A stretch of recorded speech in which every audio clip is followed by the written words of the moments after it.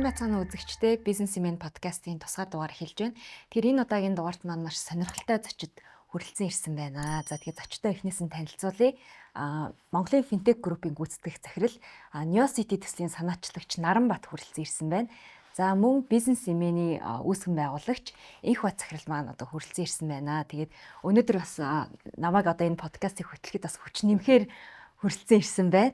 За тэгээ өнөөдөр бид хэд ер нь бол одоо боловсрал, амьдралын чанар, тэгээ одоо юу гэдгийг доктортой хөгжил гэх мэтлээ олон сэдвээр ярилцсан. За тэгээд Наранбат захирал танаас яриагаа эхлэе гэж бодож байна л да. Тэгээ ер нь сүүлд бас нэг тийшээ явчлаа гэж хэлжсэн. Ер нь тэр сүүлийн үеийн сонин сайхнаас ямар ажил амжуулаад хүрч ирвэ? За баярлалаа өрсөнд. Кантон фэр гэдэг хятадын Гонжуу руу очиод барилгын материал үзэсгэлэнт оролцоод Neocity төсөлтэй холбоотойгоор бас материалууд үзэж хараад ирсэн. Тэг ерөнхийдөө бол нөгөө дандаа л ажлын бизнес уулзалтуудыг хийж байгаа. Манай үндсэн төсөл нөгөө high pay Sentiment Монголын олон улсын мөнгөн гуйлга болон гадаад төлбөр тооцоон дээр одоо ажилладаг компани. Тэгэхээр гадаад түншүүдтэйгээ уулзах, хурал цуглаанд оролцох ажлууд ихтэй. Тэгж явнгаа бас гадны одоо туршлагыг судлах, соёлыг судлах, тэгээд тэнд үдсэн харсан одоо туршлага хөрөнгөлөөсөн зүйлсийг Монголд нэвтрүүлэх, тэгэл одоо финтек бизнес болон барилга төрөл нэвтрүүлэхтэй барилгын бизнес орсон шиг ингээл нөгөө байнгын барилга байшин хардаг болсон.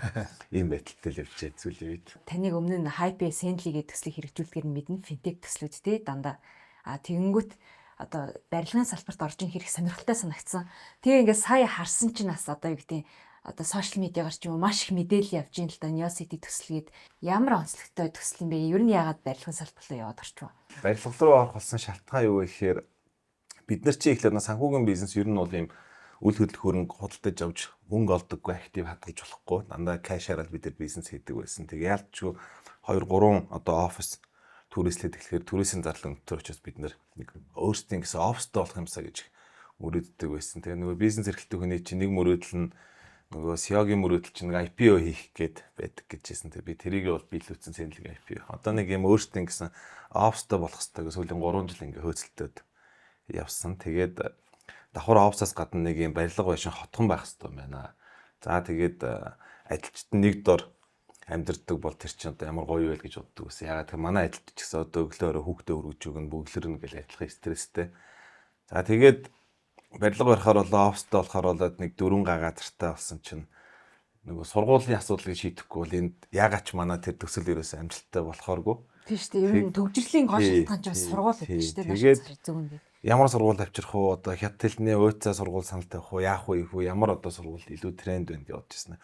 Хүү юу яриад байгаа юм чинь шинэ Монгол маань шүү дээ. Би ч одоо шинэ Монголын төгсөгчтэй одоо галаа агштайгаа шинэ Монголынхантайгаа уулзъя гэх. Тэгээд нодлонгийн хавраас хойш бид нар энэ саналыг тавиад тэгээ одоо нөгөө манай шинэ Монгол сургуульчин бол илүү нөгөө боловсролын чанар үн цэнийг олон жил хадгалж ирсэн. Өөртөө бас тэр менежментээ өөрсдийн онцлогоор авч явахгүй бол одоо хүнтэй хамтарлаа гэх тэрийг алдчих вэ гэж боддог ч гэдэг маш олон хүн өмнө санал тавьж ирсэн. Тэгээ бид нар бол одоо өстой багшаа гэж шалсаар байгаа л тэгээд нодлон намар 9 сард бид нар одоо хамтын ажиллагааныхаа санамж одоо гар үс зураад тэгээд 11 сараас барилгын ажил эхлээд одоо ингээд амжилттай төсөлт маань сайхан явж байна. Энэ төслийн яг гол онцлог нь юу байгаа лээ? Яг уу бусад барилгын төслөөс ялгарч. Яг нэг номерын яг бид нар чинь бүх төрлийн бизнесийг хийгээд нэг ийм зарчимтай байгаад байгаа. Одоо ингээ байгаа проблем юу вэ нэ?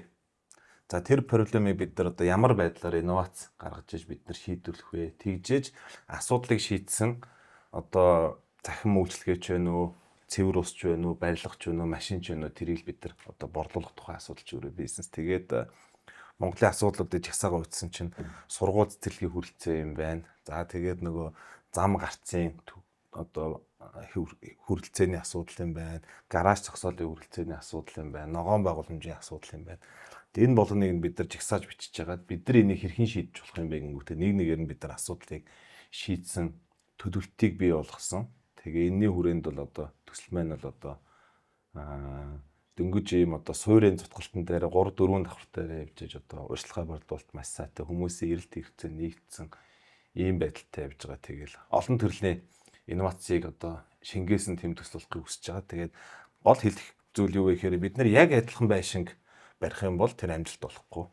Санхүүгийн салбарт ч гэсэн бид нар яг банктай адилхан үйлчлэгээ гаргах юм бол бид нар ягаад ч амжилт болохгүй. Хүмүүс дассан сурсан тэр том банкуудынхаа үйлчлэгийг нэвтрүүлнэ. Тэрнтэй адилхан барилга дээр ч гэсэн бид нар илүү нөгөө хүнд хэрэгцээтэй зүйлүүдийг шингээж өгсөн. Одоо бид нарт тулгараад байгаа Улаанбаатарын проблемыг баг ч гэсэн багасгахыг шийдсэн шийдлийг бид нар гаргаж ирээд тэрийгээ бид нар ирээдүйд ийм болох юм аа. Намар гэхэд орон сууцны ажилтнанд оруулаад энд ийм мод харин ийм ногоон байгууламжтай, ийм сургууль баригдана, ийм цэцэрлэг баригдана гэдэг зүйлийг бид нар хилжээж барилга маань ажилтнанд ороогүй хад одоо бас ийм банк санхүүгийн байгууллагууд бидэрт одоо санхүүж сайтай байж хүмүүсээс урьдчилгаа одоо захиалгуудаа маш сайн өгсөн ийм байдалтайгаар л явж байна гэсэн үг. Зочныхаа яриаг үргэлжлүүлэх нэг сонирхолтой байна. Тэр нь юу вэ гэвэл ер нь энтерпренер гэж хэн юм бэ гэж маш олон хүмүүс асуудаг. Энтерпренер гэдэг хүн бол чухамдаа яг өнөөдрийн манай зочны ярьж байгаа зүйл байхгүй. Асуудлыг олж хараад өөрөө эрсдэл үүрч, өөрөө хариуцж шийдэж байгаа хүн байхгүй. Тэр нь юу гэсэн үг гэвэл нэгэнд энэ Монголын нөхцөлд маш олон шин зүйлийг өөрөө шийдэхээс хойш зүгээр нэг хэцүү юм нь маш олон юмд оролцох хэрэгтэй. Асуудлыг иж бүрэн шийдэхин тулд хот төлөвлөлтийг ч бодох хэрэгтэй болно, боловсролыг бодох хэрэгтэй болно, санхүүгөөч бодох хэрэгтэй байна. Тэгээ мэдээллийн технологийн хүн ингээд бүх юмыг холбоно. Тэгээ ягаад гэвэл эцэст амьдрал бол бүгдийнх нь холбоос шүү дээ. Тэгээ боловсролын хувьд бол би хэлэхэд боловсрол бол бас яг үнтэй адилхан тустай зүйл биш. Боловсрол бол орчин хүн болж нийгэмдээ, улс орондоо, орчиндөө амьдрах мэдлэг чадвар шүү дээ. Өөрөөр хэлбэл хүмүүс бол боловсролыг хоёр янзаар ойлгодог. Нэг нь бол дандаа мэдлэг гэж ойлгодог.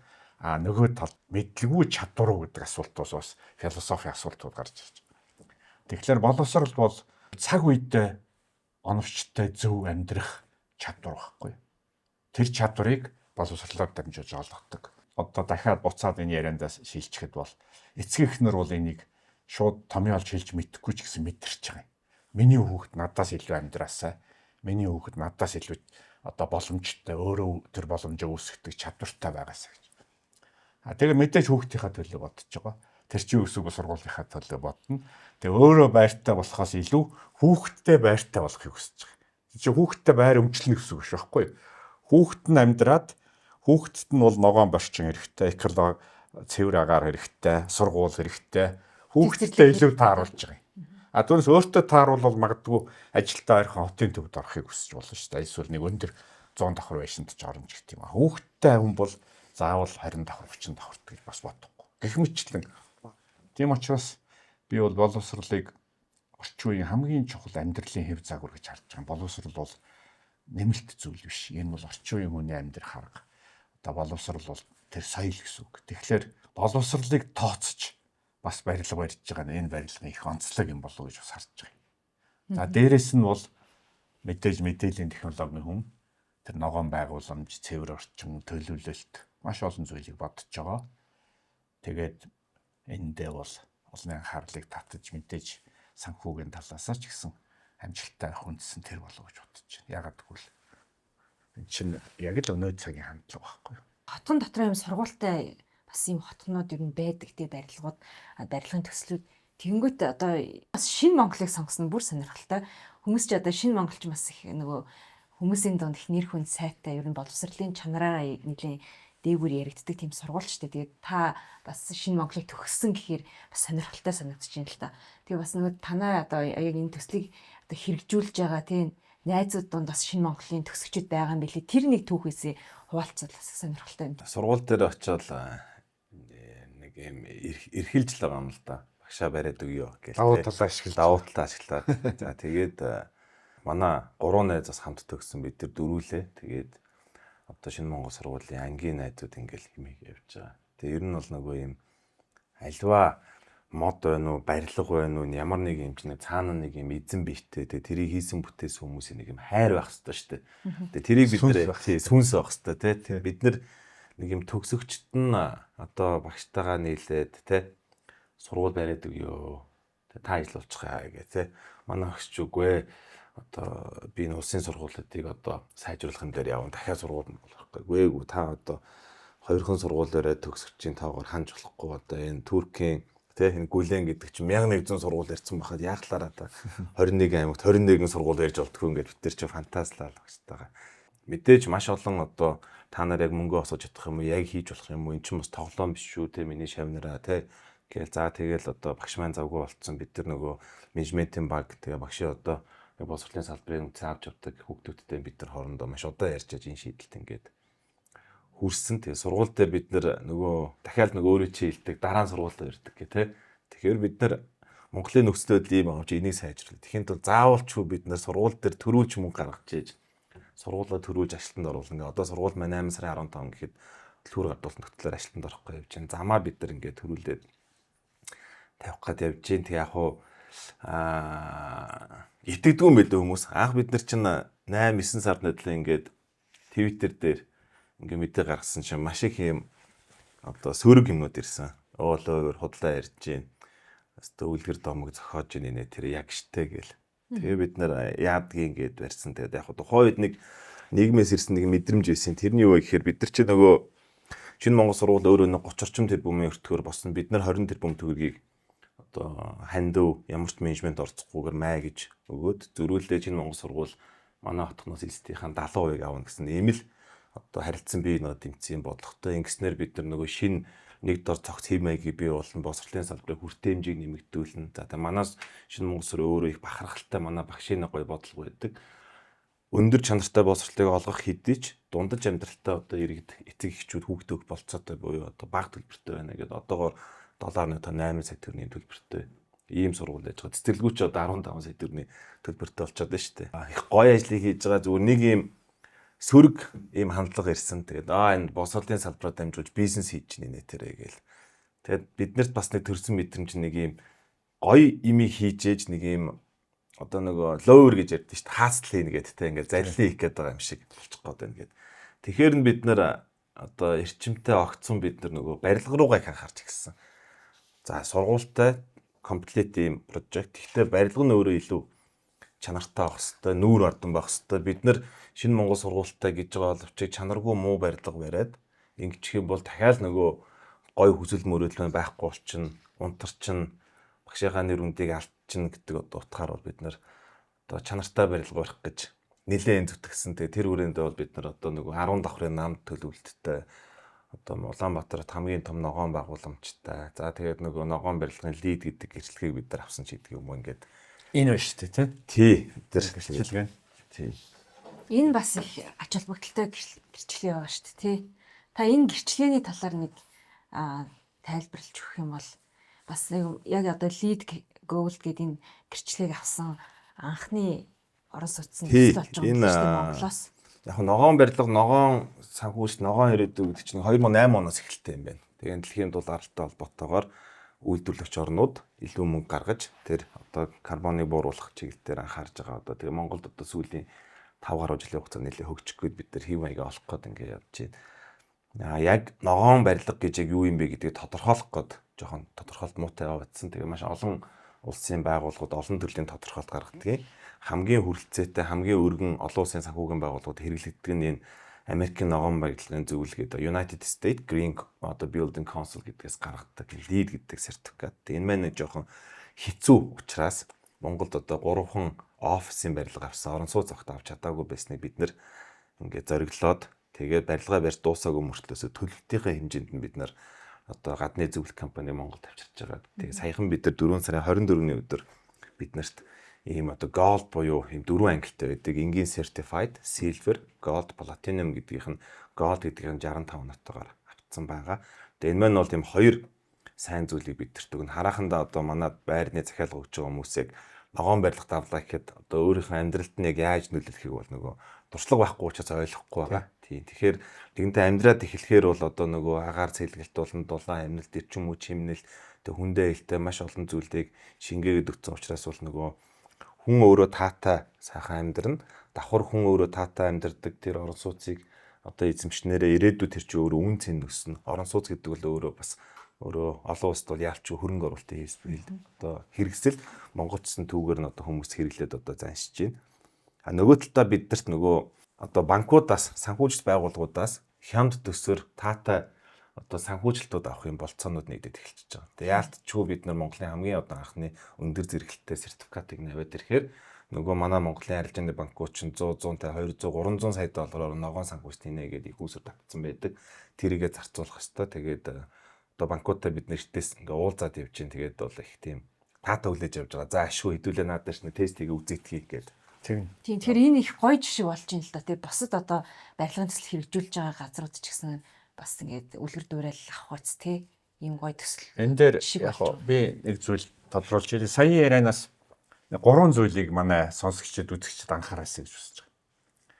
Нэгдүгээрх нь бол бид нар мэдэндээ цөмөр амьдралын гашуун туршлаган дээр бид нар эхлээд ерөөсө замаач төлөвлөлгүй байшин барьдаг байсан. Ер нь байшингаа барьчаад дараа нь зам юу илээ гэд тэгээ замд нь тааралцсан энэ байшинг нураана гэд ингээд хэрүүл үүсдэг тийм. Тэгээ бид нар одоо замаа төлөвлөж сурж эхэлж явах шиг байна. Дараагийнх нь бид нар дараагийн төвшин нь бол одоо сургуулаа төлөвлөж ийж хүүхдээ бодож ийж. Ингээд энэ бол нэгдүгээр зүйл бол үнэхээр монголчууд бид нар төлөвлөж юм бодож юм. Тэрнээс хийчээ дараа нь бодож юм гэдгээс биш. Зөвхөн хувийнхаа ямиг шийдчихэд бусдын боддог энэ технологиос бид нар хамтынхаа ямиг бодцоод хувийнхаа ямиг бас боддог ийм арга руу шилжиж байгаа байхгүй. Энэ дээр бол энэ төслийн бас нэг давуу тал хүмүүс мэдрээд байгаа. За хоёр дахь зүйл бол түрүүн шинэ Монгол сургууль. За манай зочны маань энэ барилга эднес чинь бол нэг зүйлийг харуулж байгаа. Монголын бизнесийнхэн хамтарч ажиллах замаар дараагийн шинэ төвшний шийдлүүдийг олж байгаа байхгүй. Зөвхөн барилгын компани ганцаараа явах биш. Зөвхөн сургууль ганцаараа явах биш. Зөвхөн санхүү ганцаараа явах биш. Бүгдээрээ нийлээд шинэ төвшний үйлчилгээ бүтээгдэхүүнийг хэрэглэгчтэй санал болгож байгаа. Тийм учраас энэ бол бас дахиад шин зүйл. За гурав дахь нь бол би онцлж хэлмээр байна. Яг гэвэл би ч өөрөө ногоон намд байсан хүн шүү дээ. Тэгэхээр орчин үеийн амьдралын хамгийн чухал 10 зүйлийг жагсаахад түүний 5 нь ногоон гэдэг тодорхойлолттой байдаг байхгүй. Жишээл агаар, ус гэд манайх мэдэндээ нар салхи гэд. Бид нар тэр 5-ыг хайчаад зүгээр л надад нэг 100 м квадрат талбай байвал болно гэдэг чинь нөгөө 5 нь багхгүй. Тэр нь үнэн. Гэхдээ ногоон 5 нь байхгүй бол тэр 100 м квадрат чинь чанарын хувьд 2-3 дахин муу, магадгүй бүр одоо хямдхан болж эхэлж байгаа. Тэгэхээр Монголын бизнес бол одоо амьдралын чанарыг тэр 10 үзүүлэлтээр нь иж урхан харж байгаа. Ялангуяа дэлхийд даяар хамгийн их анхаарч байгаа. Өнөөдөр амьдралын чанарын гол асуудал бол ногоон сертификаттай холбоотой. Энийг мэргэжлийн хүмүүс үзээд та нар бол олон улсын хэмжээнд үнэлэгддэг тэр хамгийн гол амьдралын чанарын үзүүлэлтүүдийг хангаж байгаа юм байна гэж сертификат олгож байгаа. Тэгэхээр энэ сертификат бол үндсэндээ нэг л давуу тал олгож байгаа. Энийг ер нь Монголын бизнесийнхэн маш их сертификат авах ёстой учраас би хэлж байгаа. Энэ сертификат бол энэ хүний үг биш байхгүй юу? Жишээлбэл энэ хүн бараагаа зарахын тулд гоё юм ярьж болно. Бит хоёр дэмжиж ярьж болно. Гэтэл эний чинь яг үүнийхээ төлөө амьдэрдэг, энийхээ төлөө цалин авдаг, энэгээрээ мэрэгдсэн нэр хүндтэй 3 дахь тал бол тийм ээ гэж хэлж байгаа нь энэ сертификатаар дамжуулж үгээ хэлж байгаа байхгүй. Өөрөөр хэлбэл энэ сертификатыг олгож байгаа байгууллага бол бид нар бас танай одоо худалдаа авагч нарт, үйлчлүүлэгч нарт үгээ хүргэж байгаа байхгүй. Тийм учраас энэ бол бизнесийн бас нэг чухал. Тэгэхээр харж байгаа ч эндээс бол бид нар манай бизнес бол өнгөрсөн 30 жилийн өмнө ямар байлаа, 20 жилийн өмнө ямар, өнөөдөр ямар болж байна. Тэгэхээр энэ бол нэг шинэ үеийн бизнесийн одоо асуудлаа томьёолох, гаргаж тавих, төлөвлөх, шийдэх бас нэг тод жишээ л дээ. Тийм дэлхийн жишгтээ хөл нийлүүлж байна. Олон улсын стандартыг ингээд авч чадчих штэ тий. Тэгээд бас одоо ингээд барилгын төсөл хийдэг. Тэгэхээр хүмүүсийн хамгийн их айдаг юм чинь тэр штэ нэг хугацаанд орох болоо яах бол 2-3 жилээр хойшлоод явцдаг ч юм уу тий. Тэгээд танах болохоор нэг хугацаанд тал дээр энэ санхүүжилт тал дээр нэлийн нэг одоо давуу талтай байна гэж хараад байна л да. Бүгд ийм санхүүгийн бэкграундтэй залуучууд учраас тий. Тэгээ одоо жишээ нь юу гэдэг 8 сарын 15-нд сургуулаа ашиглалтанд оруулна гэж тэгж штэ. Тийм л маш том амлалт. Ер нь хугацааны тал дээр энэ санхүүгийн одоо ийм суурьтай байгаа нь та хэдэд ямар давуу тал болж байна? Яг хоо нөгөө би сайхан үндэсний телевизээр ярилцлаганд ороод тэгээд нэг юм мөрөөдөд байгааг ярьсан. Тэрийг бас одоо та хэддэг хаваалцсан. Бид нар жишээлбэл арилжааны банкнаас хувь хүн бизнесийн зээл авахаар нэг өдөр очих юм бол торгуулт төлдөг. Монгол улсын засгийн газар олон улсын бонд гаргаж байгаа хугацаа тэрх юм бол торгуулт гэдэг. Энэ чинь бол нэг мөнгө санхүүгийн үндсэн харилцаахгүй харилцагтай баг. Гэтэл бид иргэдээс олон зуун сая төгрөг авчаад хугацаа хоцруулаад ямар ч хариуцлага хүлээдэггүй. Тэгээ бид нар юм торгуулт төлчилтөд хэдүүлээ гээд барилгынхантайгаа ярихгүй. Тэгсэн чинь ой захирлаа яах юм 3 сар мөр хугацаа хоцрох бүр ямар ч асуудал байхгүй. 6 9 сар хоцроход бараг асуудалгүй. 2 3 жил хоцруулж жоохон асуудалтай. Тэр хүмүүс чинь тэнд бухимдгааргүй байхад хэдүүлээ наан тийм үйлдэлийг хэрэггүй гэдэг. Тэгээ би за энэ жилдээ чаддгүй юм гээд эргэж хэрэгжүүлэх гэж бодож байгаа. За манайх 12 сарын 1-нд ажилтанд орно. За боли хүүтүүд өмнөд ажилтанд орохгүй бол хугацаа тэрсэн сар тутам танд 2 сая төгрөг 3 сая төгрөг төлнө гэж амлалт өчмөр байгаа байхгүй. Тэгвэл хүмүүст гоё хүн байраа зараад лагер дээр амьдарч хагаад манад захиалга өгч чадна. Алдагдлыг нь бид нар хүлээн. Нөгөө талдаа хүмүүст өгж байгаа тэр 100 ширхэг одоо орон сууцны одоо 1 сар хэвчрэх юм бол 2 сая төгрөг бодох юм бол 200 сая төгрөг бид нар нөгөө барилгын гүйцэтгэрээр хуваачна. Хэдүүлээ тохирсон амлсан бид нар бүх материалаа мөнгө өгсөн та нараас болоод танаа ажилчид наадмар зугаалж алгуулад ажилчин самбарнд явж алгуулад та нар ажилтаа барьж чадаагүй ажиллагчид дутагдлаас болоод хойшлуулсан бол торгоноо нөхдүүдээ гэдэг. Тэгээ тэр бол надад айгүй тийм нэг юм гоё санагдаад байгаа. Ягаад тэгэхээр манайх нэг юм хайн амар том бизнес харилцаа шүү дээ. Нэг нь байшин барьж, нөгөөдүүл нь орох гээд байна. Яг зүгээр улс орнуудад нэг хоёр жишг байгаа. Өндөр хөгжилтэй орнууд Европ, Америкт бол заавалчгүй 70% дээр очсон байж ээж захиалга авнаа. Урьдчилан борлуулалт хийж болохгүй гэдэг. Аз одоо Солонгос, Хятад, Зүүн Өмнөд Аз бид нар ээж нэхээр жоох юм одоо бага regulated market гэдэг. Бага зохицуулалттай зах зээл дээр бол урьдчилан захиалга авч болно гэдэг. Хятад бол бүр 2015-6 онд 90% нь урьдчилан захиалга авдаг гэсэн байна. Одоо нэг 65 болсон. Солонгос одоо 40-60% захиалга авч байгаа. Тэгэхээр бид нар шууд тэр зах зээл рүү очих арай амжихгүй буюу болоогүй манайх нөгөө институционал санхүүжилт байхгүй байгаа учраас иргэдээс ингээм хөрөнгөө босгоод байгаа. Тэгтээ энэ дээр нөгөө маш олон одоо үл ойлголцол иргэдийг хохироос асуудал байгаа учраас нөгөө талдаа бид нар нэгэнтэй бизнесээ итгэлээ хийж байгаа бол би бол зарлчихъя гэсэн тийм одоо хүсэл бодолтой. Тэнийг энэ жилдээ бол яг барилга бариа сураатах ихний жил тэгээд иргэжлээс бол хэрэгжүүлээд явбал бас нэг юм зөв жишээ болно л гэж бодоод байгаа юм. Тэгээ та сая нөгөө мөрөөдөлгээд ярьж байна. Тэгээ галаа багш бол ярьдаг штэ. Манад сурталцсан хүүхдүүд бол мөрөөдлөө олж аваад гардыймаа гэд. Тэгээ та ер нь анх одоо шинэ Монголд сурж байхдаа өөрийнхөө мөрөөдлийг яаж олж авсан? Ер нь тэнд сурсан боловсрал одоо энэ том төслүүдийг хэрэгжүүлэхэд хэр их ингээд нөлөөлж явах шиг байна. Би чинь шинэ Монгол төгсчөөд нөгөө чинь шууд МОС эдийн засгийн сургуульд орсон. Жохон Японд жоохон муу сурсан. Тийм амар онц сургалтан бол бас байгаагүй. Шинэ Монгол бол надад хамгийн их заасан юм бол нөгөө хүмүүжил гэж бид нэр боддог. Одоо манай ангийнхан ингээ нийлээ бизнестэй бид нар зөвл юм хийнэ гэж дандаа гэж боддог. Тэгээ сүүлд нөгөө Харвардын бизнесийн сургуульд би чинь нэг жилийн програм сураад тэндээс нэг зүйлийг надад заасан. За тэрний юу вэ гэсэн чинь хувь хүн одоо хүний үнэлэмжийн асуудал. За боловсрал, туршлага, хандлага attitude гэж байгаа. Тэгээ хандлага муутай бол хичнээн боловсролтой туршилтайгаа нэмэргүй. Тэгэхээр нэг номерт хандлага. Хандлага сайтай хүмүүс нэгдэж нийлэх юм бол тэр туршлагыг эзэмшиж болно, боловсролыг нь явцсан одоо одоо бид нар чинь их утгыг дуудаад ураад одоо бас лекц уншуулдаг байсан. Боловсролыг бол өгж болно. Тэгээд шинэ Монголын миний сүүлд эргээ бодох нь хамгийн их биднэрт өгсөн зүйл бол ерөөсөө зөв соёл, хүмүүжил, хандлага гэдэг юмыг л одоо бидэрт өгч чадсан юм байна. Тэгээд зөв бодолтой бай, зөв зүйлийг мөрөө, зөв зүйлийг хийх гэж хичээ тэмүүлгэдэг биднэрт аль 10 жилийн хүүхдүүд ахт нь ингээд суугаад өчгөр аяндаа бид нар одоо манай хамт олон ингээд баг хамт олон найзууд бүртгэхтэй нэг юм анхны 4 5 анхны хүмүүс нэг тиймэрхүү төрлийн хүмүүс байхаар дандаа тийм хүмүүсээ ингээд цуглуулад нийлүүлээд идэв юм байна. Шал өөр нэг бодолтой нэг нөхөр орж юм ярихаар нөгөөх нь ингээд бид нар ойлгохгүй. Аяндаа нөгөөх нь ингээд гараад авчин. Тэгээ бид нар нэг юм одоо нэг бурханлаг гэх нь худлаа ярих нь хайшинч бизнес хийж байгаа юм шиг. Тэгтээ ядахнаа бид нар нэг юмыг зөв хийчихье, гоё хийчихье гэдэг суурь юм биднэрт ингээд одоо 10 жилээс нь ахуулаад шинэ Монгол сургуулиас ингээд суудсан.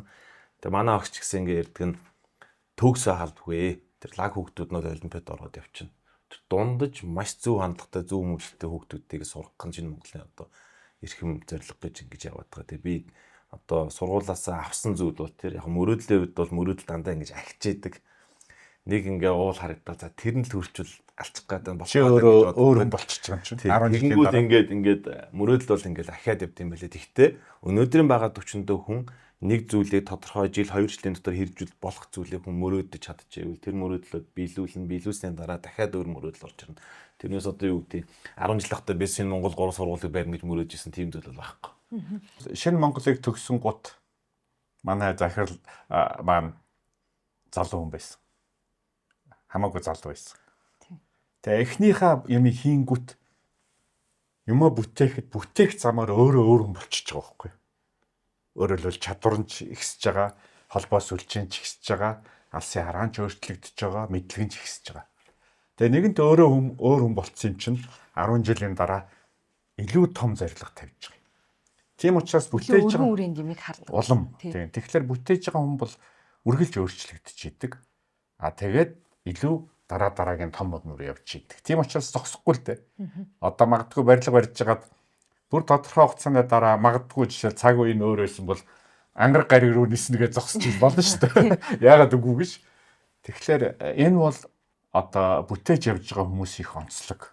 Та зогсож байгаа гэсэн ер нь тийм шалтгаантай байх нь шүү дээ. Ер нь зогсдгүй байхгүй. Харин тийм. Ягаад гэвэл нэгийн даваа давна, хоёрын даваа харагдана шүү дээ. Улам гоё харагдана. Нэг Оросын тийм дуу байдیں۔ Высоцкигийн. Уулнаас сайхан зүйл бол дараагийн уул байдаг гэж. Тэр чинь уулч хүний үг байхгүй. Энэ моргил дээр гарах юмсан гэд гарангуут тэрнээс гоё зүйл нь дараагийн том уул байдаг. За энэ нэг онцлог. За хоёрдугаархан шинэ Монгол сургуультай холбоотой боловсролтой холбоотой нэг зүйл хийлээ. Яагаад галаа багш мөрөөдөл гэж яриад идэв гэж. Ердөө энийг залуучууд их асуудیں۔ Зорилготой хүн боломжийг олж хардаг байхгүй. Зорилго тавиагүй хүнд боломж байсан ч харагдахгүй. Тэгэхээр хоёр адилхан хүн байж хат яагаад нэг нь боломж хараад нөгөөх нь харддаггүй юм бэ гэвэл зорилгоо тод харж байгаа хүн боломжийг олж хардаг. Яагаад боломжийг хайж идэг. Тэгэхээр боловсролын тогтолцооны хамгийн чухал зүйл бол хүнийг мөрөөдөлтэй болгоно гэдэг нь бол хүн зорилготой болно гэсэн үг. Зорилготой болно гэдэг бол үргэлж боломжийг харж ийн гэсэн үг. Тийм учраас энэ сургууль бол тэгж хүнийг хүн болгодог. Одоо амжилттай хүний ялгаа нь амжилтгүй хүний ялгаа хоёр бол олон зүйл бий. Гэхдээ хамгийн чухал эхний үсэг нь бол зорилго тавьдаг хүн, мөрөөдөлтэй хүн, мөрөөдөлгүй хүн гэж хоёр янз байгаа байхгүй. Тэгээ нэг багш надад хэлж ирсэн. Тэр үг надад их таалагдтыг. Хүүхэд хоёр янз байдаг гэж. Нэг нь машин шиг хүүхэд байдаг. Өөрөө явдаг мотортой гэж. Энэ дотроо мотортой. Нөгөөдөл нь зарим нь бол чиргүүл шиг байдаг. Зөвхөн юмны араас зүгддэг, өөрөө моторгүй. Тэгэхээр сургууль төгссөн хүн за түрүүн хандлага гэж ярьлаа. Нэг л асуулт байдаг шээ. Энэ хүн дотроо мотортой хүн үү? Альсвал чиргүүлүү гэж. Тэгээ энэ бол хандлагатай холбоотой, зорилготой холбоотой. Одоо энтерпренер болохын хамгийн чухал бас нэг онцлог бол мөрөөдөлтэй байх явдал. Тэгээ тэр мөрөөдөлтөд хүрэхин тулд мэдээ сахилга, төвчээр, арга барил, технологи, мэдлэг маш олон юм хэрэгтэй. Мөрөөдөл нь байхгүй л юу? Тэр бүгд бол хэрэггүйгээс гадна тэрийг олж чарахгүй шүү дээ. Тийм учраас би бол одоо бизнес энэ MS сэтгүүлийг ингээл гаргаа санаачлаад явж байхдаа яг л энэ хүн яагаад бизнес хийх гэж оролцсон юм? Яагаад гэвэл өөрөө эрсдэлүүрээд мөнгөө зараад өрөнд ороод олонний өмнө хариуцлага хүлээгээд явахын тулд хангалттай сайн мөрөөдөлтэй байх хэрэгтэй шүү дээ. Ганцхан тэр мөрөөдлөө ярьж чадж гин үгүй юу гэдэг бол бас тустай асуудал. За бас нэг зүйлийг онцолж хэлэхэд хариуцлагын тухай ярьлаа. Одоо торгуул төлсөн ч яах вэ гэж. Тэгээ хариуцлагыг бол монголчууд бид нар буруу ойлгоод байт.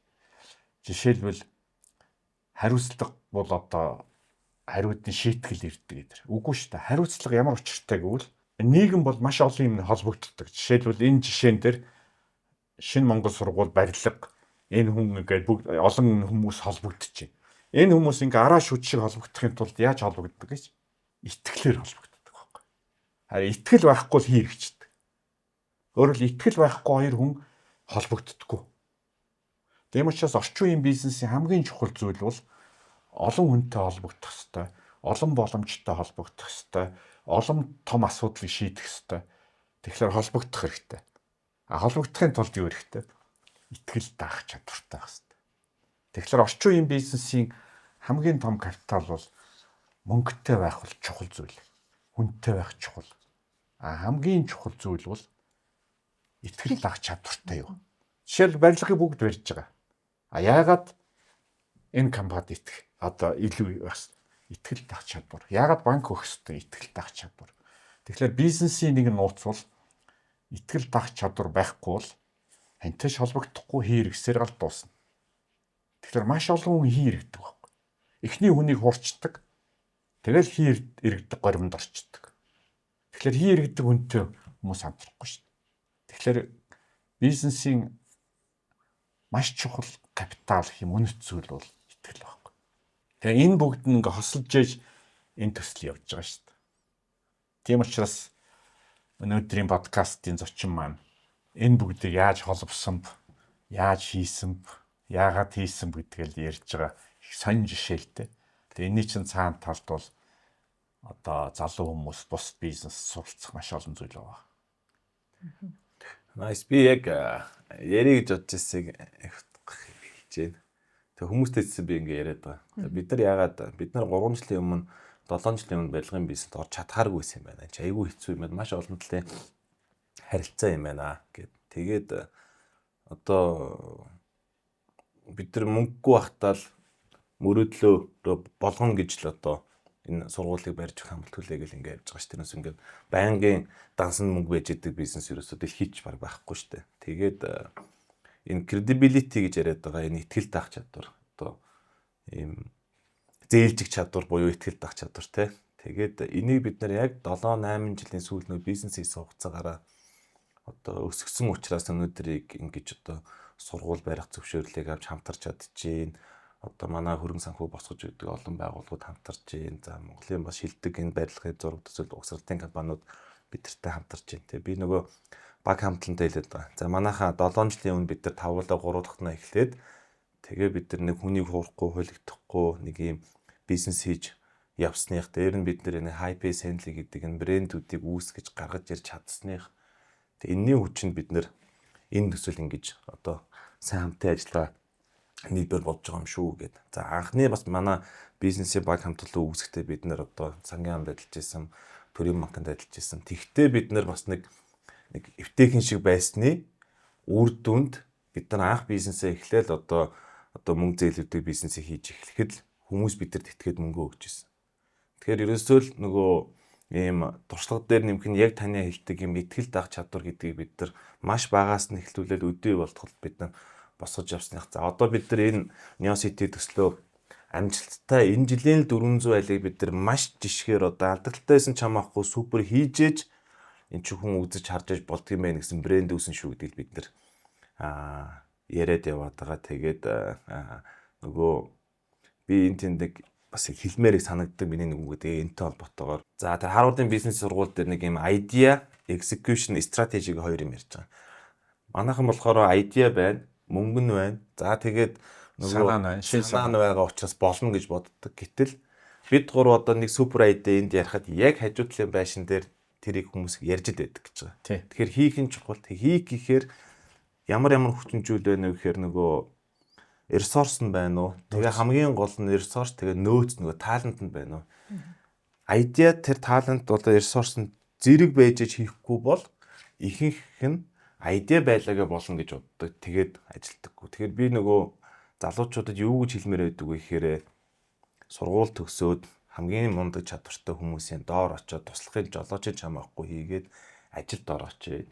Энх утгуугийн жолооч болооч. Юмыг сурж аваач. Тэгээд тэнд хүний ноу-хауг сурж аваад хүнээс цалин аваад энэ бизнесийг ингэж хийдэг мэн гэдгийг ойлгоод туршлагатай болж хийхгүй бол одоогийн сошиалын инфлюенсерүүд залуучуудад ямар буруу үйлдэл дагавар өгöd байноу гэхээр баг сургууль сурж байхдаа бизнесийг төгсөнгүүтээ бизнесийг одоо стартап хийгээд алаадаг гэдэг. Нөө айдэ чухал биш тийм чинь туршлага байна. Хүнтэй хамтрахад нөгөө таны хэлээд байгаа тэр нөгөө network effect гэж юм байна.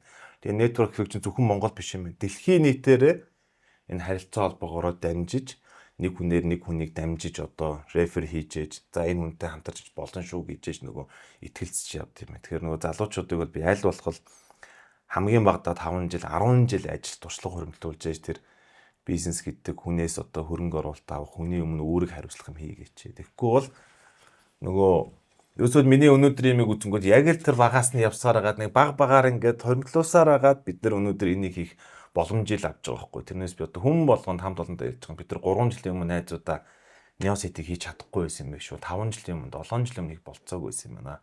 Бид нар яг одоо чухал үе дээрээ өмнөх бидний үүсгэсэн байлууч нь энийг хийх боломжийг бидэрт өгж ийна л гэж хэлээд байгаа. Тэгээ таны дээр итгэл дах гэдэг дээр нэмээд яг бидэнд тохиолж байгаа кейс учраас нэмээд хэлчлээ.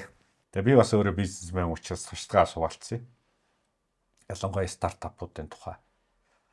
Үнэхээр туршлага хэрэгжүүлэх чадвар эдрийг бол номноос олж авч болдоггүй байхгүй.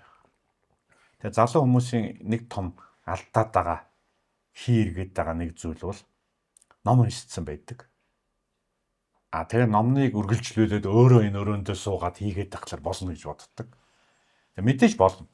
Гэхдээ өөрийн туршлагаар, өөрийн алдаан дээр өөрийн насыг зарж иж 60 хүрж ухаар шүү дээ. Тэрийг товчлох хамгийн сайн арга бол тэр туршлагыг тэр туршлагатай хүмүүсийн одоо зүйл жилбэл шүлэнд чанагдчихэж олж авдаг. Тэгэхээр ажилд орох хамгийн чухал зүйл бол жишээл миний хувьд бол их олзуурах хүчтэй зүйл. Би энийг хэд хэдэн лекцэн дээр ярьдیں۔ Нэгдүгээрт сайн удирдагчийг олж харах хэрэгтэй. Өөрөөр сайн удирдагчийг дагах хэрэгтэй. Тэр хүн яаж явж байгааг. За хоёрдугаарх нь сайн хамт олныг олж харах хэрэгтэй. За мэдээж хэрэг мэдлэг чадвар бол байна. Тэгэхээр нэ зоосны нөгөө тал واخгүй. Тийм учраас яг түрүүний хэлдэг үнэн л дээ. Эхний 5 жил бол сайн удирдагчтай сайн толны донд ажиллаж үзэх хэрэгтэй, амьдарч үзэх хэрэгтэй, тэр соёлыг мэдрэх хэрэгтэй, хүмүүс яаж ажилтгийг ойлгох хэрэгтэй, өөрөөр ухаарах хэрэгтэй байхгүй. Тэгэхээр ухаан л хоёр өөр. Ухаан бол одоо англиар бол intellect, smart гэж ярьдаг. Ухаарлал бол илүү wise болно гэж хэлдэг нэг ухаан. Ухаарлал бол амьдралыг ойлгох. Smart ухаантай байх бол одоо онол номыг ойлгох. Энэ хоёр өөр зүйл байхгүй. Мэдээж хэрэг хүн ухаантай хүн өөрөө яваад өөрөө ойлгож болно. Гэхдээ 100 хүнээс нэг нь байхгүй. Нөгөө нэг зүйл итгэл дах чадвар дээр нэг зүйл хэлэхэд хичнээн мэдлэгтэй чадвартай одоо найдвартай итгэл даасан ч гэсэн хорвоо бол асуудлаар баян. Өөрөлд эрсдэл бол үргэлж байна. Магадгүй гараад явж итэл нэг нь одоо жишээл газар хөдлөөд офис нурж болно. Эсвэл нэг муу хүнтэй таарад юм алдаж болно. Эрсдэл бол үргэлж байна. Тийм учраас эрсдлээ чимжих хэрэгтэй. Боломжооч олж харах хэрэгтэй. За эрсдлээ багасгахын тулд эрсдэл таах хамтрагчид партнеруудтай байх хэрэгтэй, нөөцтэй байх хэрэгтэй. Тэрийг бас хэрэглэгчтэй ил тод хэлэх хэрэгтэй. Өөрөөр хэлбэл би бүхнийг чадна гэж бол хурхан шиг болж болохгүй. Биднэрт ийм эрсдлүүд байгаа гэдгийг бас хэлэх хэрэгтэй.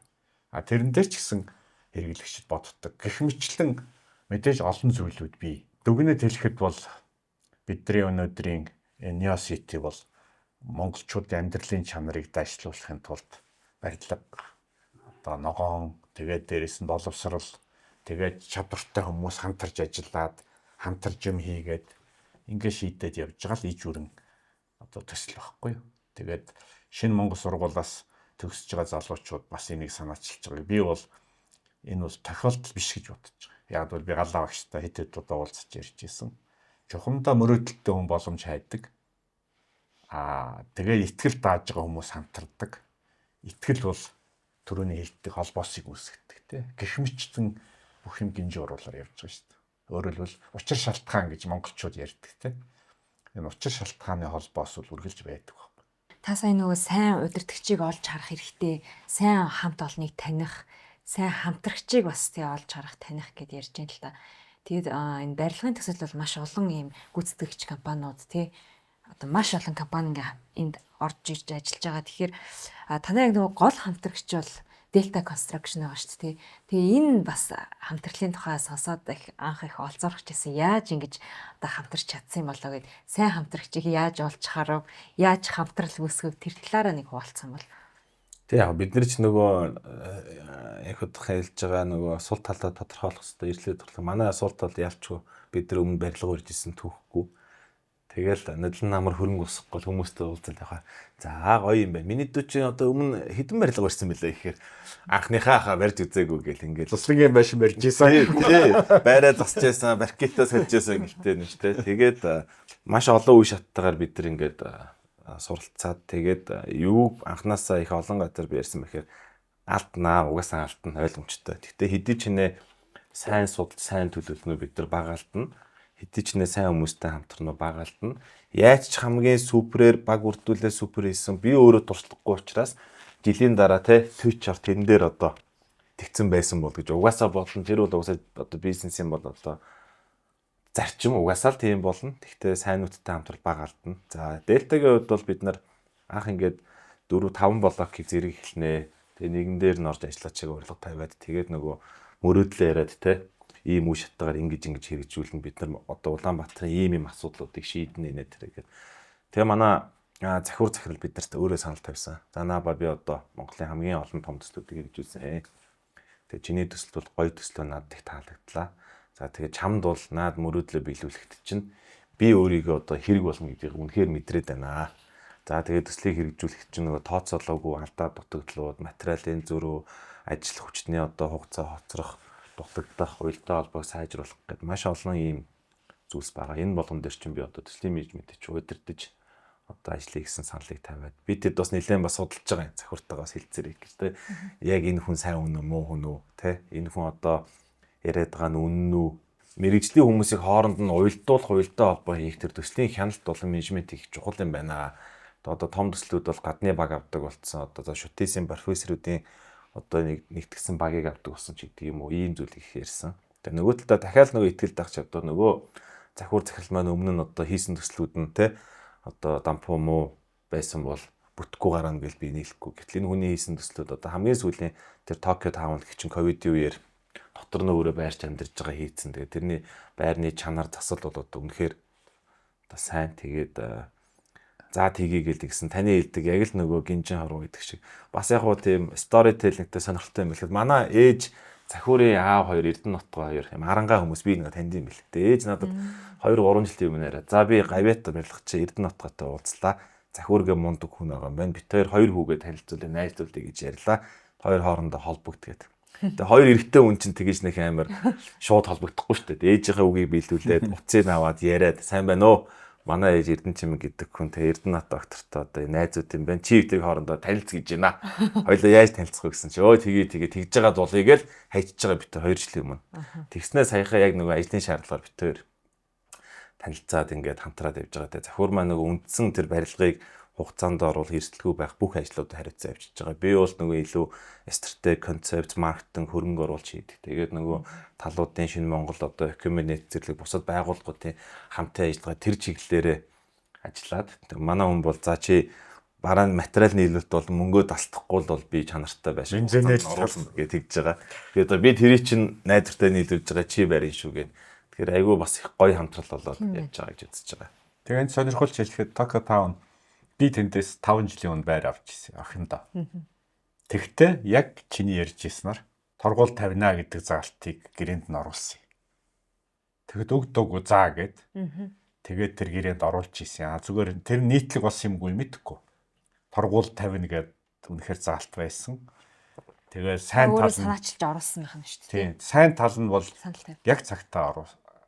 Яг нэг юу гэх юм да нэг жижиг сажиг улсын комиссидраас хамаарад нэг тоног очирсан. Гэхдээ тэрийг бас бүгд мэдээлж ийсэн.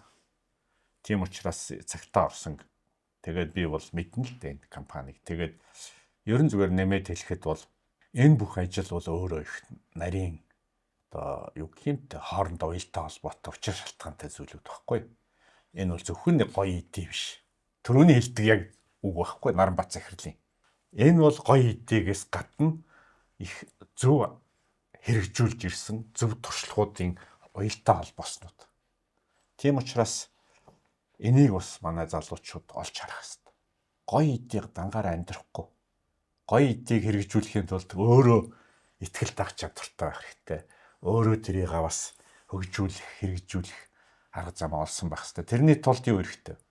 Маш сайн хамтрагчаад хэрэгтэй шүү дээ. Яг гэвэл өөрт нь дутж байгаа зүйл юу? Туршлага. Өөрт нь дутж байгаа зүйл бусад салбарын мэдлэг мэрэгжил. Тэр бүгдийг нөхөх хэрэгтэй. Тэгэхээр тэрийг багаас хийн. Нэг үсрээд бондог төсөл хийхгүй шүү дээ. Энд чинь 10 жилийн туршлага байхгүй. Өөр бизнес байж болно, өөр газар ажиллаж яж болно. Гэхдээ л тэр чинь бүрдүүлээд байгаа байхгүй юу. Ингээл эн чинь цаашаа явна. Миний ойлгож байгаагаар бол одоо энэ хотхныг хэрвээ сайн байгуулад энэ нь сайн явчвал дараагийн төсөл нь бол энээсээ том болгол явна шүү дээ. Эн чинь бол нөгөө хэлчихэд бол хамгийн гол нь бизнесийн капитал байхгүй юу. Эн чинь өөрөөр хэлбэл бусад бүх боломжийг, бус түнийг, бусад олон зүйлийг өөртөө татчих юм. Итгэл заах чадвар бол татах хүч байхгүй юу.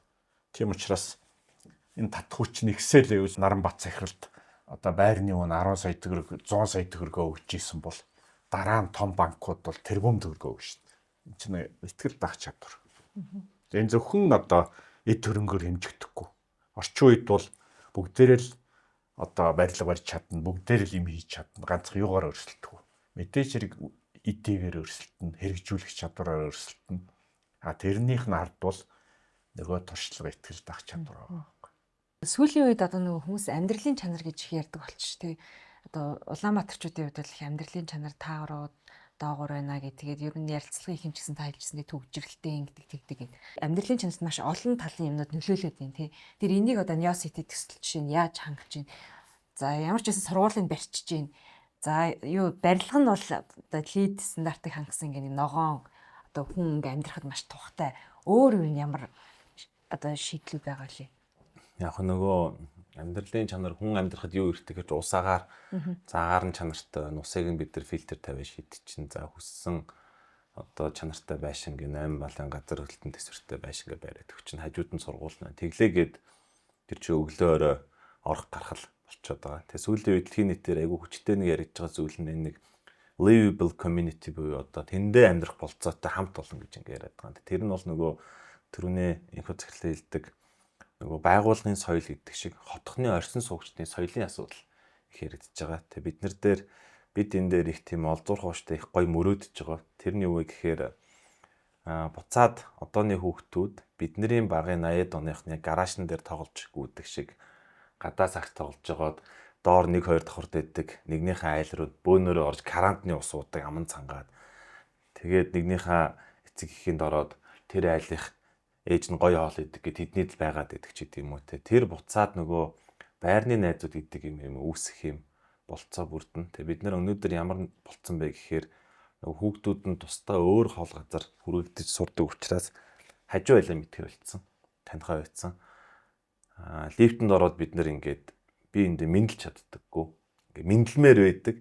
Би өглөөний минь гээ мэдлчихээр энэ хүн надаас ингээд юу ярэ солиороод байгаа ингээд те. Бараг өдөөд найх гээд байгаа мó талд саад байгаа мó гэ бодчих үү тэгээд те. Яг ийм хоёр талаасаа би энтэйгээ мэдлмээр байгаа боловч ингээ мэдлж чадахгүй байгаа нэг юм харилцаа холбоо байгаа даа. Тэгээ тэрийг бид нэр сэргэн бүр юм үе шаттгаар сэргэн гэж бодож байгаа. Манайх чинь юм одоо жилийн 4 үлрэл 12 сар байнгын юм спорт арга хэмжээ хийдэг юм байгуулга. Тэгээ тэрэн шигээ бид нэр юм хийн гэсэн төлөвлөлтөй байгаа. За тэр label community-гийн олон улсын жишгүүд юу вэ гэхээр тэнд нөгөө бүх насны хүмүүс зориулсан club house-ууд байгаа. Цэцэг тарьдаг, цэцгийн клубийнхан, уулын алхдаг, уулын клубийнхан, йогийн клубийнхан. За тэгэл нөгөө одоо настай хүмүүс хоорондоо шатар хүзрээ тоглолдог хэсэгч гэдэг юм уу.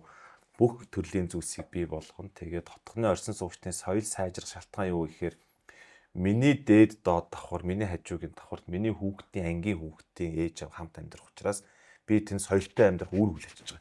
Автоматар хүүхдийн төлөө нөгөө хөгжмөө чангалаад орилоод авахгүй, төчгнүүлээд авахгүй, гадаа тамигдтаа шүлсээд авахгүй ч гэдэг юм уу. Иймэрхүү наад захын хэрэглээг бид нар нэг дор сургуультайгаа байснаар үүсэх болцоотой. Тэгээд бид нэмэх нь ямар зүйлийг хий гэж бодож байгаа гэхээр нөгөө property management компаниг бол тусад бид нар маш сайн ажиллуулна. Сөөхийг бол бид нар хяналтын болон дуу хоолойгоо өргөх, саналаа хүргэх гэдэг ийм байдлаар байгуулна гэсэн бодолтой. Тэгээд манай авч анхны 93 онд барилга зогсцсон үед машины үйлдвэрийн барилга бариа 24 одоо айлтаа 6 давхар байшинд амьдардаг. Байшин тэр чигээр бид нар бие бинийгээ таньдаг. Манай аав байрны дарга. Тэгээ орцондоо хурлаа хийдэг. Би тийм л юмд өссөн юм хөхтэй. Одоо би юу гэж бодоод байгаа гэхээр давхар болгонд нэг юм давхрын даргатай болох гэдэг. 6 айл ингээ бид 6 нэг л ихэд давхрын даргатай. Тэгээд манайх ч одоо 400 айл 10 давхар 6 орцтой гэхээр нэг 40 давхрын дарга гарах гэдэг.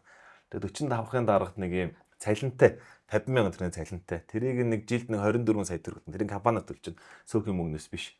Тэгээд тэр чинь нөгөө дарга хийж байгаа хүн чинь нөгөө 100,000 төгрөгийн захиргааны төлбөрөөс 50,000 асуулах нь шүү дээ. Тэгээд дарга юу их хэвээр ихээр давхрынхаа нөгөө 5 айлаар хаалгыг тогшоод та нар давхрынхаа даргаа сонго. давхрын дараагаа сонго. Тэгээ сонгохын тулд хоорондоо танилцах шалтгаан үүснэ. Уулзах шалтгаан үүснэ. Дараа нөгөө биенийхээ орж авах шалтгаан үүснэ. Биендээ туслах шалтгаан үүснэ. Өглөө оройдоо биендээ мэддэг шалтгаан үүснэ.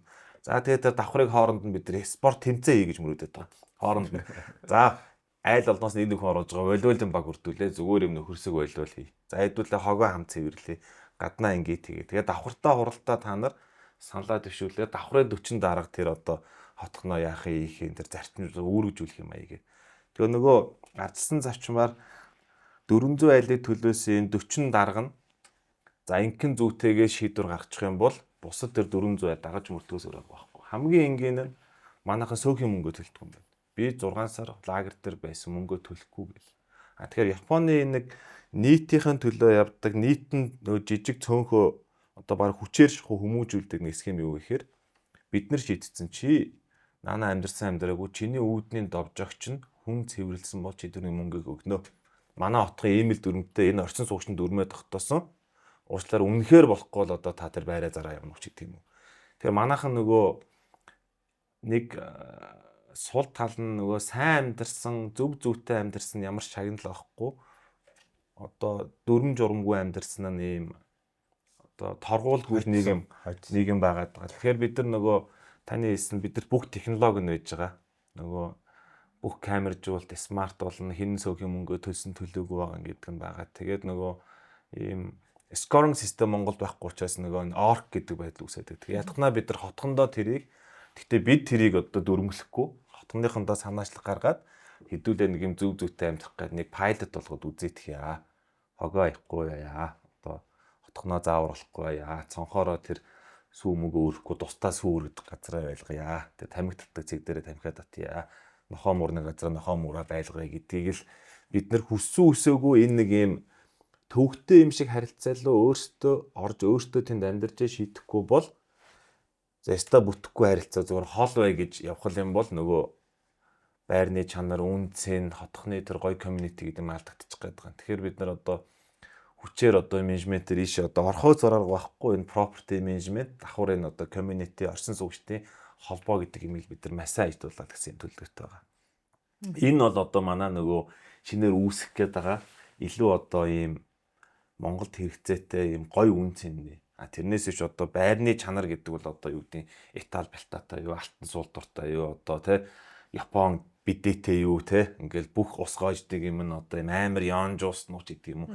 Тэр бол тийм одоо зөвхөн үнд одоо мөнгөөр хэмжигдэх зүйлс нэ. Мөнгөөр хэмжигдэхгүйгээр хүнд нөгөө үнцийн одоо монголчууд дутагдаад байгаа юм өгөх гэдэг хэсэг нь бол түрүүний яриад байгаа тэр одоо соёлтой орчин суугчтай харилцаа холбоо хамтын ажиллагаа л гэж бодоод байгаа. За ер нь подкаст маань бас өндөрлөх нэлээд өгч байна. Тэгээ Neo City-гээ төслөө нэрлсэн шалтгааныг бас асуумаар байна л да тий. Саяны ингээд тайлбарлсан дээр нэлийн одоо шинэ хэв маяг тий шинэ стандарт эмийг нэлийн шинжилж чинь инновац авчирч чинь тэрнтэй холбоотой нэрлсэн баг тий.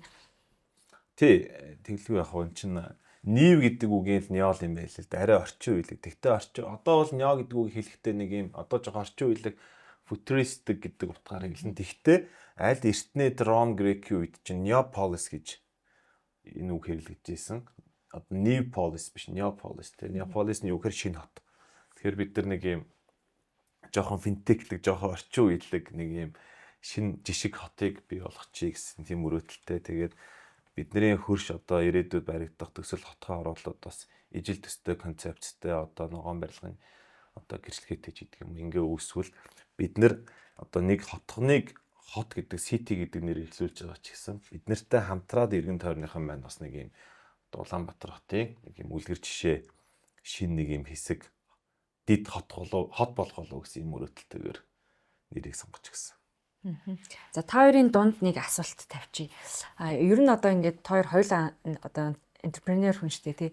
Тэг ингээ алдаж оноод явж явах тий одоо бизнесийн нэг хэсэг нь амжилттай болоод нөгөө хэсэг нь дампуураад гэдэг чим ингээд явж явах үед та хоёр ер нь тэг яг ямар зөв тогтол одоо олж анзаарсан бэ? Ер нь тухайн бизнес амжилттай тогтвортой цаашаага явхад юу чухал байд юм бэ гэсэн нэг тийм зөв тогтолч гэх юм уу? Тэр нь юу байсан бэ? Олж анзаарсан. Яг нэг зүйл өмнөх ярианаас би бас дүгнээд саналаа нэмэхэд Наранбат захирал маань барилга бариагүй юм байна. Энэ ярианаас. Энэ хүн бол community буюу хотхон байгуулж байгаа. Өөрөөр зөвхөн байшин биш. Өнийг бол Монголд орчуулахдаа community гэдэг үгийг бүл гэж орчуулдаг. Нэг гэр бүл гэдэг нь нэг гэр дотор хүмүүсийг гэр бүл гэдэг хууч үг нь те. Яг түүнтэй адилхан бүл гэж яриад байдаг. Зөгийн бол нэг бүл байдаг те. Одоо дотор нь 50,000 зөгөөч гэдэг юм уу. Яг түүнтэй адилхан одоо энэ бол зөвхөн барилга биш. Одоо сургууль нь хоорондоо харьцаа, соёл нь бүл хэрхэн байгуулах вэ? Хамтын амьдралаа яаж хөгжүүлэх вэ гэдэг асуулт. Тэгээ эндээс бол үзэгчдэд бас нэг зүйлийг анзаараасаа гэж хүсч хэлэхэд маш олон зүйлийг бидэд хуваарь шийдэж болно. Жишээлбэл өрөөгөө би гоё засч болно. Гоё байшин тавьж болно. Одоо түрүүний хэлдгээр суултураа алт болгож болно. Одоо обойгоо гоё хээтэй болгож болно. Энэ бол хувь хүний ажил. Гэтэл хүний амьдралын чанарын одоо хамгийн гол үзүүлэлтүүд бол энээс гадна байдаг.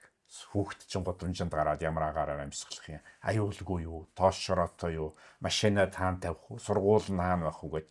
Тэгээ дараагийн төвшин бол энэ бүлийн төвшин шийдэж байгаа. Тэгээ бүлийн төвшин тэрвээ бид нар шийдээд соёлтой энийг ойлгодог болвол Улаанбаатар хотынхаа төвшинд, улсынхаа төвшинд шийднэ. Тэгээ өнөөдөр бид нар эргээд харахад бол нэг зүйлийг онцолж хараасаа гэж бодож байна. Хүн болгон байшин доторхоо засна гэж зүтгэхэд байгаа. Байшингаас гаднах бүх зүйл нь баг эзэнгүй. Чухамдаа бидний өнөөдөр зовж байгаа төгжрөл, утаа, бохирдол энэ бүх юм бол нөгөө дараагийн төвшингийн буюу хамтаараа шийдэх зүйлсүүд байхгүй. Тэрийг шийдэх соёл, тэрийг шийдэх арга барил, технологид бид нар суралцах хэрэгтэй.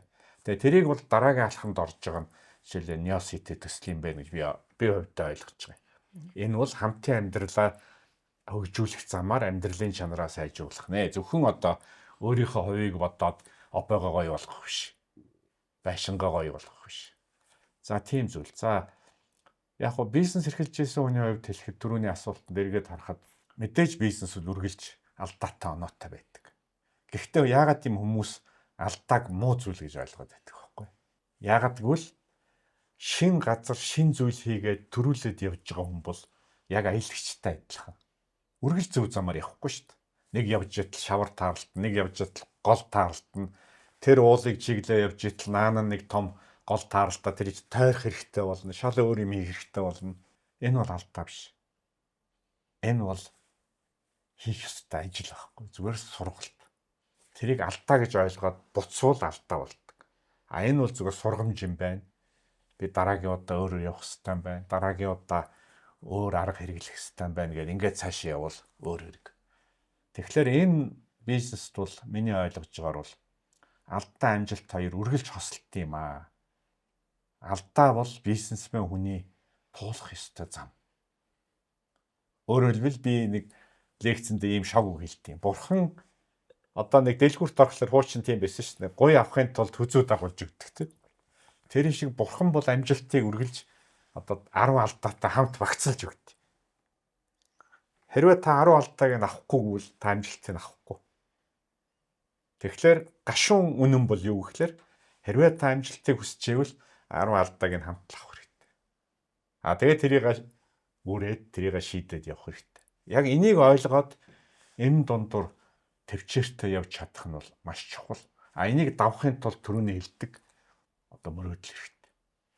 Энийг давж чадах мөрөөдөл хэрэгтэй, итгэл үнэмшил хэрэгтэй, сахилга бат хэрэгтэй, мэдлэг хэрэгтэй, чадвар хэрэгтэй. Гэхдээ мэдээж тэр бүгдийг замдаа олж болдог. Тэгээд миний нөгөө ярих дуртай үг байдیں۔ Замд гарах цагт зам тод харагддаг гэж. Гэртээ бид нар юу ч ярьж болно, гоё төлөвлөж болно, олон ном уншиж болно, мундаг гоё вебинар, семинарт сууж болно. Яг амьдралд замд гарахлаар маш их алдаа гардаг өөр байдаг. Тэгээ тэрнээсээ сураад цааш явдаг. Тэгэхээр энтерпренeur хүний зорилго бол аялагчтай адилхан үргэлж урагшаа явна, үргэлж бүдэрнэ, үргэлж унана. Гэхдээ босно. Тэгээ эргээд харахад маш хол явсан байдаг. Тэр нь л тэр хүний жаргал, амьдралын хэв загвар байхгүй. Түүнээс алдаа гаргах гэж байхгүй. Тэгэхээр энийг бол алдаа гэдгийг сөрөг утгаар ойлгох хэрэггүй. Энэ бол гарцаагүй байдаг зүйл, өвөл хүйтэн байдаг гэдэгтэй адилхан алдаа бол бас бодит зүйл, өгдөл байхгүй. би муу учраас алдаа гаргаад байгаа юм биш.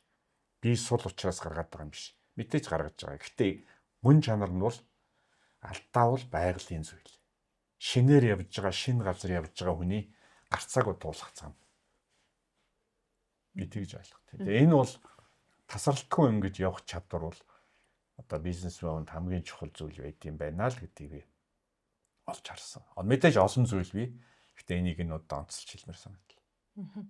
Таны хувьд одоо тасралтгүй ингээ бизнес хийгээд явхад мэдээж дунд нь ингээ бэрхшээлүүд зөндөө байгаа. Тэгээд тэдгэрийг одоо даван туулах тэр хувийн арга барилаасаа хуваалцах юм бол бас нэлийн тийм дайчин хүн байгаад байгаа Тийм нөгөө энэхүү зөвчлөө саний хэлдэг алдаа бол угаасаа байнгийн.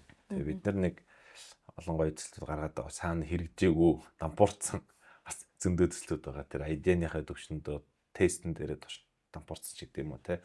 Нэг юм бэрхшээл гэдэг зүйл одоо байдаг. Айгу хэцүү санагдах. Айгу том юм одоо даваа уул. Тэгээд давхаар их гоё. Тэгээд олон юм ингээл даваад ахаар сүүлдээ манай хамт олон гэсэн юм хат сууж байгаа бид нар тэрэнд их баяртай байдаг. За хамгийн энгийн эхнийг гэх юм бол анх бид нар ингээл газ төгөг гэж байгуулдаад олон зуун үнэтэй хурал хийн. Тайлангийнхаа хурлаа ингээл 17 онд сандрал те хэцүү байсан. За Hype-ийн анхны soft launch гээл энэхүү захирал иржсэн бид нар нэг 19 онд ч та нөө WeChat, Alipay гээл мөрөөдөл ингээл тэрний өмнө ингээл нойр өгөхгүй амар хэцүү байсан. За тэгэл анхны IP бол надад асар хэцүү байсан. Пүү яана тэгээд босхгүй бол нүдний улаа гээл энэ чинь амар хэцүү байхгүй. Тэгээд энэ ардын гавь гэдэг хүн ямар их хаттай 5 компани IP хийсэн яаж хийдэг вэ гэж бодлоо те. Тэгэл даваа гарсан. За дараа нөгөө IP хийчингүүтээ дахиад нөгөө сендиг ховцоо хийж мөнгөшөөтэй хурал ингээл гэсэн. Эхний хурлаас амар хэцүү байсан. Нөгөө жижиг ховцоо хийсвэр чинь агаа игээр чинь алчих гад амар асуулт асуугаал. Тэгэл ер нь их хэцүү санагддаг боловч яаж хийж байгаа л даваад гардаг. Тэгээ тэр нь зүйлтэй манай хамт олонцсон гоё ингээд бэлтгэдэг эхэлж байгаа. За бид нэр тэгэл тухайн үед амар хэцүү санагддаг даваа гарчдаг. Даваа гарсан дараа нөгөө өөдөх мэн их гайгүй боломжил харагддаг штэ гэдэг шиг. Тэгэхээр нөгөө бас нэг 7-8 жилийн нөгөө хамт олонтойгоо хамт бизнес хийсэн туршлага байгаа учраас бид нарт айгүй их бэрхшээлүүд гарч ирж байсан. Дөрөвний хэлдгээр одоо нөгөө их үүрэг хариуцлага хүлээсэн учраас бид нар яаж хийж байгаа л одоо ухаан зарцуулаад арга чарга сэтгэл те ингээл шийдчихэл тэ энтэй болохгүй ингэчил та энэ чинь өөрөөсөө гарц боломж л олвс байж. Тэгээ тэрийг хүн нөгөө хайж олох ёстой. Тэгээ бидний бас нэг бодол нь ялгаатай нь бид нөгөө юм бэлэн амар хэлбэр хөрөнгө оруулалтыг босгоод тэрийг амар хэлбэр зарцуулаад яваагүй. Дандаа анханасаа маш олон жижиг хөрөнгө оруулагч нараас бид нар хөрөнгө босгоцсон учраас тэр хүмүүсийн итгэлийг алдахгүй ажиллаа хийх ёстой гэдэг чинь амар том үүрэг хариуцлага. Тэгээ тэр том нөгөө хүмүүсээс мөнгө босгохыг хэрэгжүүлэх ёстой үүрэг хариуцлага чинь бид нарыг тэгэж нойргүй ажиллуул шахсаа бүтсэнгүй ажиллаж нөгөө ажил нь бодогдчихэж тэгээд нөгөө туулсан бэрхшээлийг давах хүч өгжээж тэгээд тэрийг сүүлдээ даваад харахаар бас гайгүй л эсэмдэ гэж бодож харагдах. Тэгээ тэр зөвхөн бий биш байхгүй. Тэр нөгөө яанда гэдэг мэдрэмж чи ерөөсөө одоо хамт олноороо хүлээж ийсэн. Тэгээ эргээл тэр 3 жилийн өмнөх 5 жил 8 жилийн өмнөх тэр хүнд хэцүү байсныг одоо бодохоор бол бас гайгүй ээжтэй гэд. Тэгэхээр ирээдүйд дахиад биднэрт яг тийм яанда гэсэн одоо чаленжууд бэрхшээлүүд тулгарна. Тэгээ бид бол бас нэг юм бэрхшээлийг даван туулах те одоо нөгөө ганцаараа шоглуулаад бах хүчээ нэгтгэж гэдэг юм хоорондоо зөвшөлтсөж зөв зүйтэй зүйл гарцыг олох ч гэдэг юм. Энэ чиглэлээр бид нар бас жижиг өөртөө бас одоо бэлтгэгдээд жижиг булчингууд суугаад жижиг хамт олонны нэгдэл үсээд ингэ явж байгаа. За тэгэхээр гуруулаа бас сая нэлийн хугацаанд Neosity-ийн төслийн талаар ярьлаа, боловсрол, амьдралын чанар гэдэг олон сэдвүүдээр ярьлаа. Тэ бизнес эрхлэгч байх тухай ч гэсэн ярьлаа. Тэгээд таны одоо хэрэгжүүлж байгаа төслийн ажилд амжилт хүсье. Тэндээс амжилт хүсье. Хойлоо бас их дажгүй хөтлөөд явчлаа гэж бодож байна. Нэг зүйл хэлээ. Энэ одоо манай Наранбат захирдын тухай 1-р сард манай дугаалт гарч ирсэн юм байна те. За Neostratегич гэж үг байсан.